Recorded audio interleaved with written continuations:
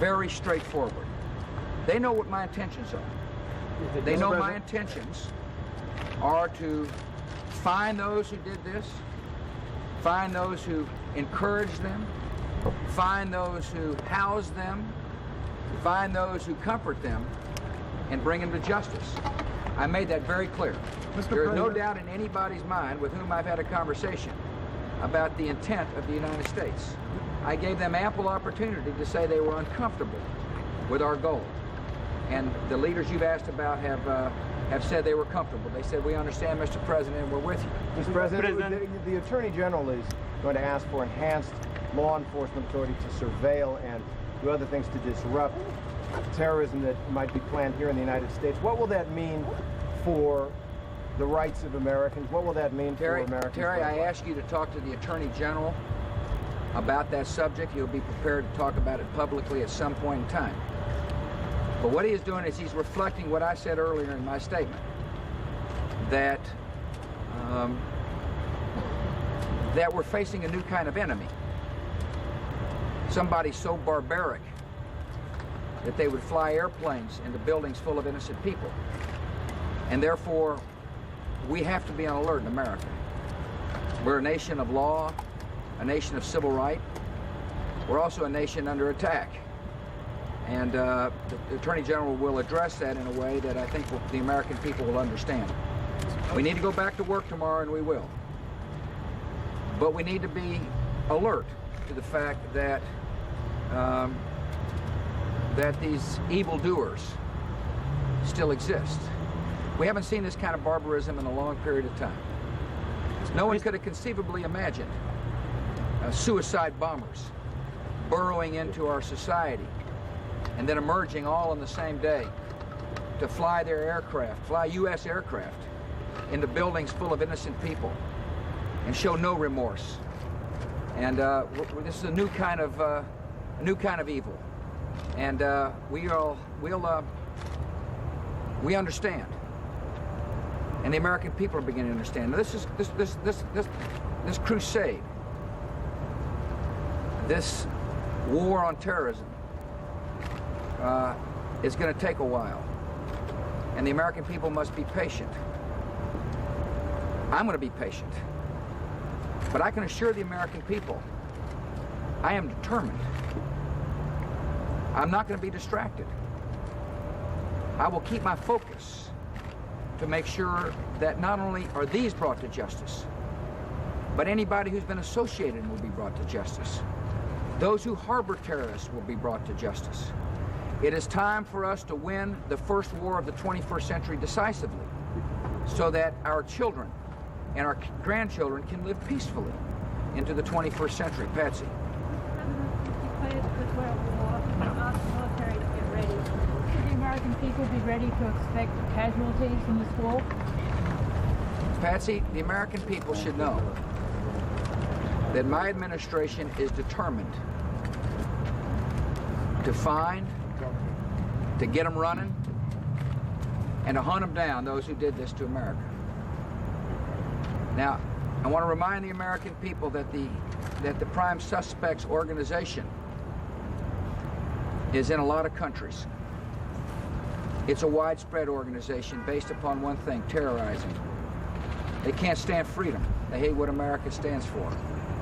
So this will be a long campaign, a determined campaign, a campaign that will use the resources of the United States to win. They have roused a mighty giant, and make no mistake about it, we're determined. Oh, there'll be times when people don't have this incident on their mind. I understand that. There'll be times down the road where citizens will be concerned about other matters, and I completely understand that. But this administration, along with those friends of ours who are willing to stand with us all the way through, will do what it takes to rout terrorism out of the world. Yeah, Stretch. Mr. President, getting back to your conversation with the leader of Pakistan, did you make any requests or demands of him that he turned you down on, or did you get for what you've asked for to this point? The leader 100%? of Pakistan has been very cooperative. He has agreed with our requests to aid our nation to hunt down, to find, to smoke out of their holes the terrorist organization that is the prime suspect. And I am pleased with his response. We will continue to work with Pakistan and India. We'll work with Russia. We will work with the nations that one would have thought a couple of years ago would have been impossible to work with, to bring people to justice, but more than that, to win the war on against terrorist activity. The American people are used to a conflict where there was a beachhead or a desert to cross or known military targets. That may occur. But right now we're facing people who hit and run. They hide in caves. We'll get them out. The other day I said, not only will we find those who have affected America or who might affect America in the future, we'll also deal with those who harbor them. And Mr. President, would you confirm what the Vice President said this morning, that at one point during this crisis you gave an order to shoot down any civilian airliner that approached the Capitol? Was that a difficult decision to make? I gave our military the orders necessary to protect Americans, do whatever it would take to protect Americans. And of course that's difficult. Never did in anybody's thought process about how to protect America did we ever think that the evildoers would fly not one, but 4 commercial aircraft into precious U.S. targets. Never. And so obviously, when I was told what was taking place, when I was informed that a unidentified aircraft was headed to the heart of the Capitol, I was concerned. I wasn't concerned about my decision. I was more concerned about the lives of innocent Americans. I had realized there on the ground in Florida we were under attack. But never did I dream we would have been under attack this way. That's what I say to the American people. We've never seen this kind of evil before. But the evildoers have never seen the American people in action before either, and they're about to find out. Thank you all very much.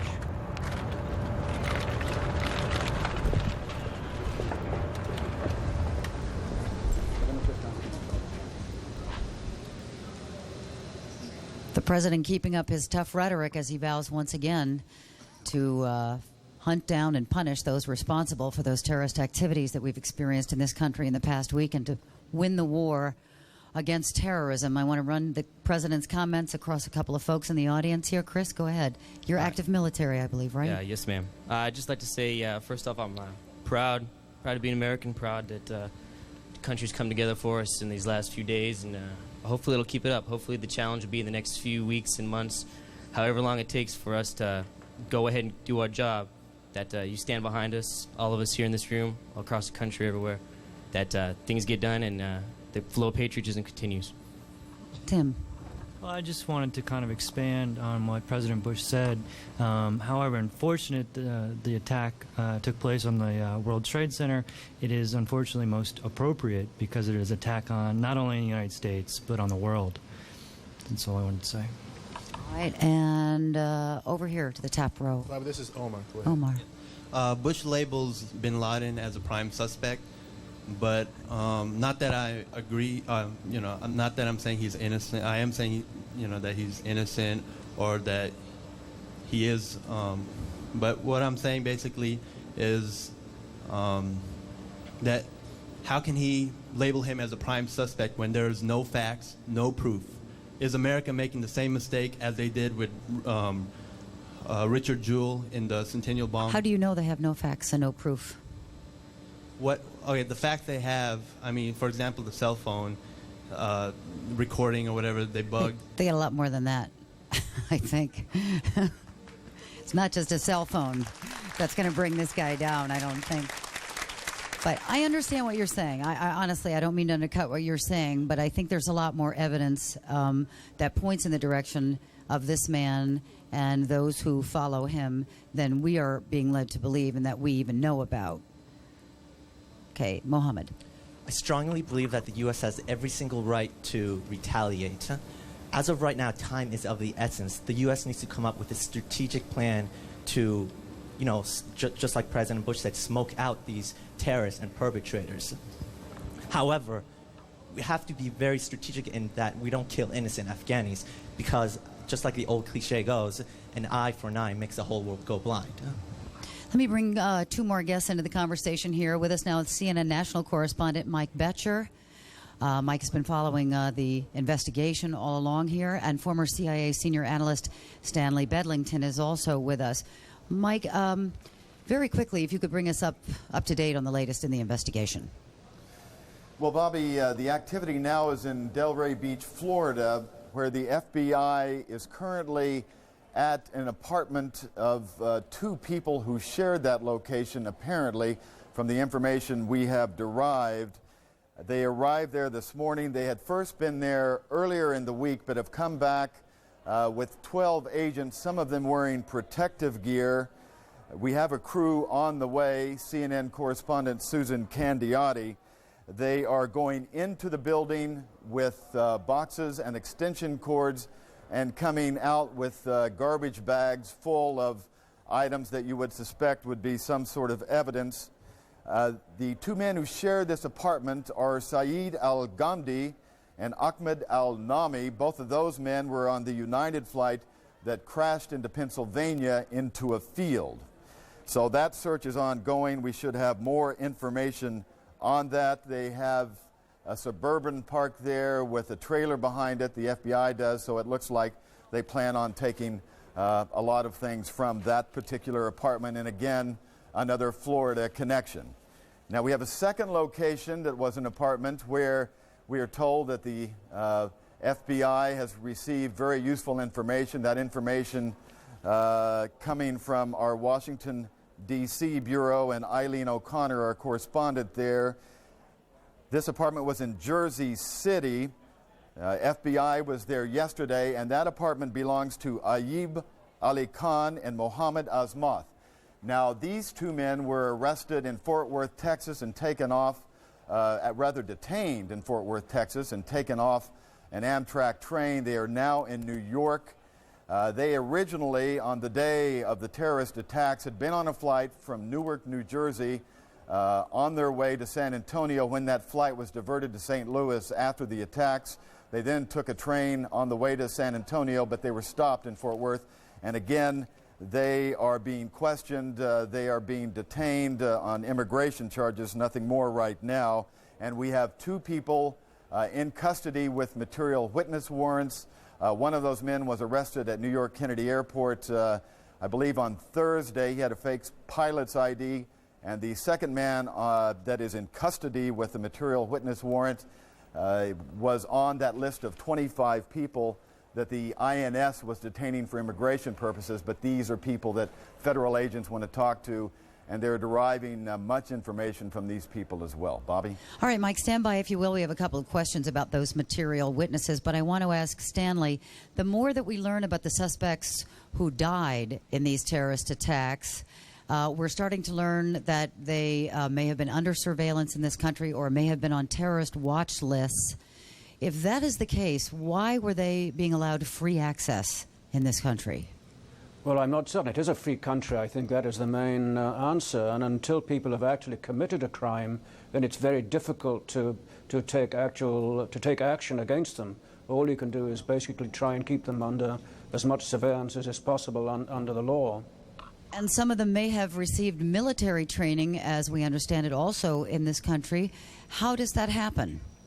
Well, I'm not certain they received military training. We know that they received flying training at a number of flying schools down in Florida. But whether they actually received military training is another matter. Do you think that we can win this war on terrorist activity? Let me just make a point, if I may. You know, this, I think, is the greatest defeat